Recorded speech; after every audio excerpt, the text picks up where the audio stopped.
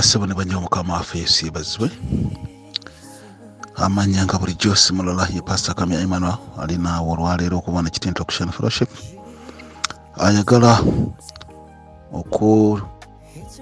okuzzaamu amaanyi n'okukutegeeza nti tuli mu kiseera kizibu kisoomooza, ate twazzeemu okubanga ekkanisa eddamu okuggalawo oba bagiggala okumala ate ennaku ng'ana mu bbiri nga bwe tulinda bwe tulaba ekiddako. Naye mwenna abali eyo manyi nti ekyokukola mukimanyi, kugenda ku maviivi.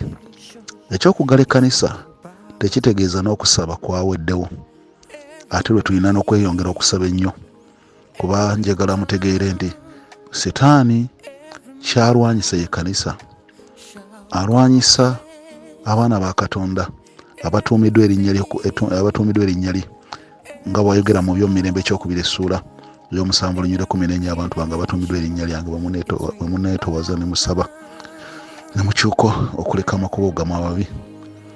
Naye agamba nti nange naawonyanga ensi. Olwaleero ensi yaffe erumbiddwa korona, abantu bafa, abantu balwadde, kiseera kizibu nnyo ddala, era kya buvunaanyizibwa kubanga tuba naffe beegendereza. Abagenda okugemebwa genda bageme, eyamala edda totambula kwekuumira awaka, zizo ne fayini bazitaddewo. Oyinza n'okwesanga sente ezo toziyina, ate ne bw'oba oziyina ziwe famire ezirye. Abaana tebaliyo ku masomero kati, baliwo okomyewo awaka, beetaaga okuba nga nabo bakontrolingibwa. Ate njagala mutegeere nti mu biseera ebifaana bwe biti Setaani akoleramu. Mujjukire ekiseera kiri abaana bazaala abaana bannaabwe, ate era Setaani akomyewo. Kyensaba mikwano gyange kwe kuyimirira mu kukkiriza ne mu kusaba ne mu kwegayirira Mukama atukwatula ekisa. Yatusuubiza mu Isaaya 43 ne bwe tunaabanga tuyita mu muliro oba mu mazzi anaabanga wamu naffe. Ne mu kiseera kino Mukama ali wamu naffe. Ekyokubanga tetuli wamu, tetukuŋŋaana ab'emikwano, tekitegeeza nti Katonda atulese. Katonda waali alinza okusaba kwaffe. Buli muntu asabire gy'asabira. Temukola byoto. Obulamu bw'abantu temubuteeka mu katyabaga. Tulindeemuko, tujja kuddamu tukomewo tusabe.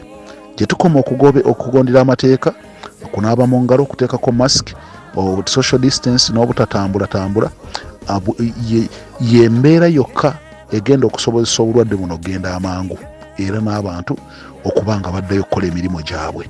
So mbasaba mikwano gyange tuyimirire wamu ffenna tulwanyise obulwadde nga tusaba, ate nga bwe tugondera n'ebiragiro by'abasawo bye batugamba. Naaba mu ngalo, teekako masiki, ate social distance giteekewo. Ebyokukwata mu ngalo n'okola ki, ebyo tugira tubyesonyiwa. Njagala bategeeza tulwanire wamu okuwangula omuzimu gwa corona virus, naye mbaagaliza obuwanguzi obwaffe ffenna obwa wamu.